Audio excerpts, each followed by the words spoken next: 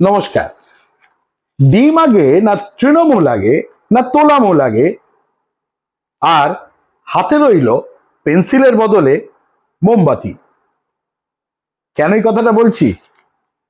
গত 50 বছরে বাঙালি অর্থাৎ এই পশ্চিমবঙ্গের বাঙালির অভ্যেস হঠাৎ করে বদলে গিয়েছে।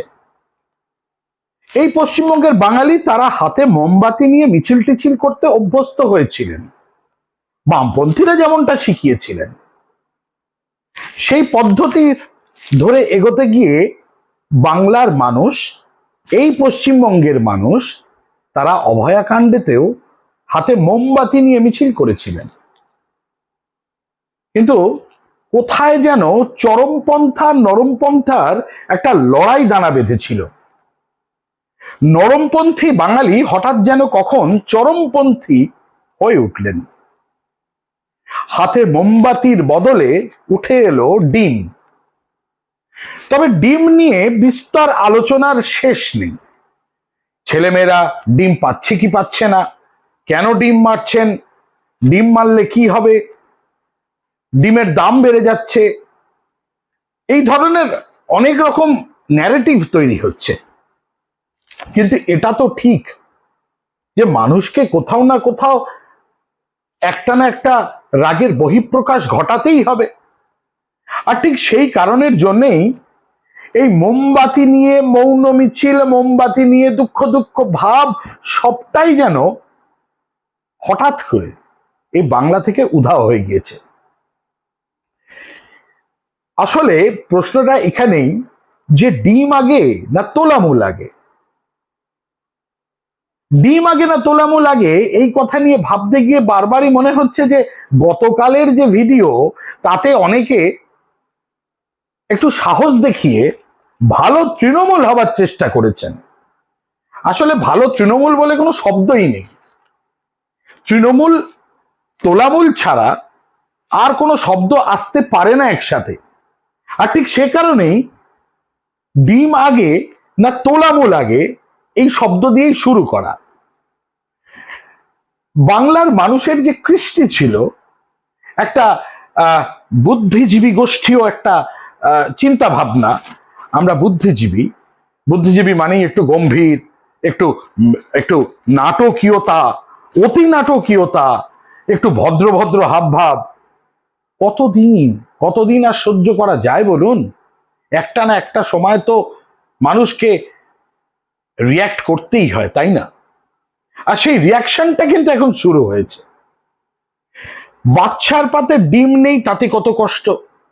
অথচ এই তোলামূল যারা গত 15 বছর ধরে বিভিন্নভাবে এই ডিমকে, ডিম ভাতের যে অঙ্ক তাতে নিয়ে গিয়েছেন, 21শে জুলাইয়ের মঞ্চতে ডিম ভাতের অঢেল ব্যবস্থা করেছেন। অথচ টিকটিকি, আরশোলা, সাপ, ব্যাং, ছুঁচো সবই মিড ডে মিলের পাতায় কিন্তু লেখা হয়ে গিয়েছে।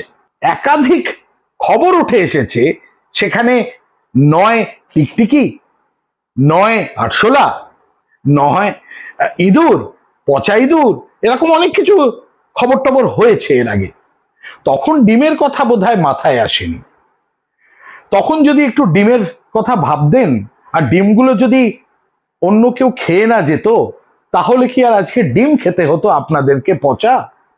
ভালোই হতো, তাহলে আপনারা হয়তো আরো কিছুদিন থাকতে পারতেন।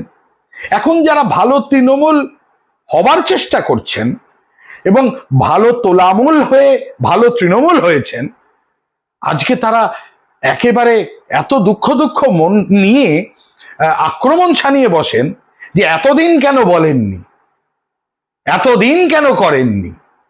গত 15 বছরের মেধার যে নিরিখ, আইকিউ লেভেল বলি, সেইটা যে কোথায় গিয়ে নেমেছিল একবার ভেবে দেখেছেন কি? নিজের জগতের বাইরে যে আরো জগৎ আছে সেটা ভেবে দেখেছেন কি?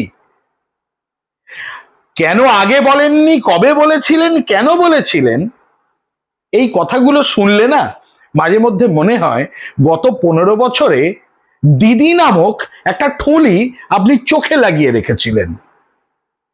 শুধু তাই নয়, একটু মজা করি এবার।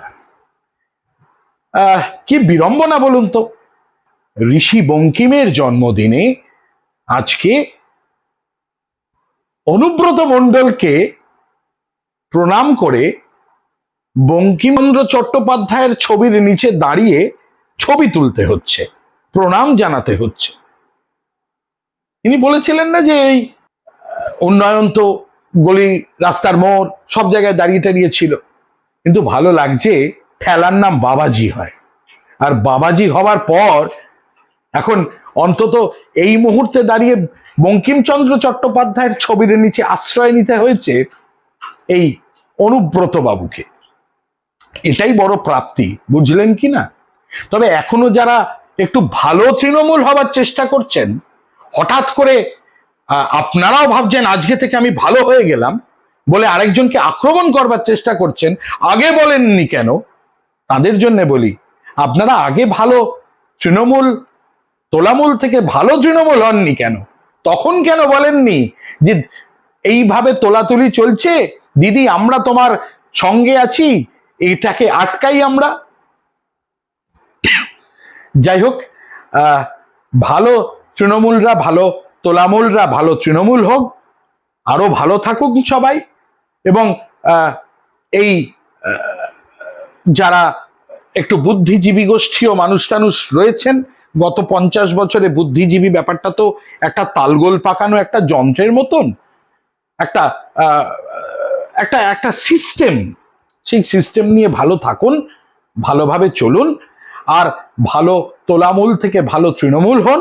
মানুষকে আক্রমণ করার আগে নিজের দিকে আঙুল তুলে একবার দেখুন তো, আপনারা দিদির সৈনিক হয়ে এতদিন ভালো তৃণমূল হননি কেন?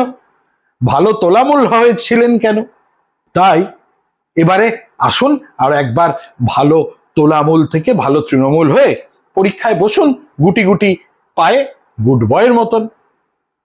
তবে একটা কথা না বললেই নয়, সেটা হচ্ছে যে বঙ্কিমচন্দ্র চট্টোপাধ্যায়ের বন্দে মাতরম আপনাদের মুখে বেশ ভালোই লাগছে।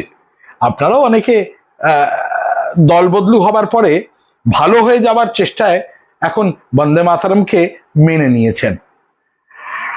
কষ্ট তো আপনাদের হচ্ছে জানি, তবু তাই লোককে আক্রমণ করার আগে, মানুষকে আক্রমণ করার আগে যে আপনি আগে কেন করেননি, কোথায় এগুলো বলেছেন, কেন আগে আপনি এগুলো বলেননি কেন, বলার আগে আরো একবার বলে নি যে আপনারা ভালো তোলামূল থেকে ভালো তৃণমূল কেন তখন হননি? তাহলে তো 15 বছরের জায়গায় আরো বামেদের মতন আরো 20 বছর থাকতে পারতেন, মানে 35-এর কোঠাটা পার হতেন। আজ এ পর্যন্তই। ভালো থাকুন, ভালো তৃণমূল হন, এই আশা নিয়ে ঈশ্বরের কাছে প্রার্থনা জানাই আপনারা ভালো তৃণমূল হন। ভালো আর খারাপের অঙ্ক চাটাচাটি, বালিশ চাটা, চটি চাটা, এইসব শব্দগুলো নিয়ে না আমরা এখন বিশেষ আর সময় নষ্ট করছি না। তাই আজ এ পর্যন্তই। নমস্কার।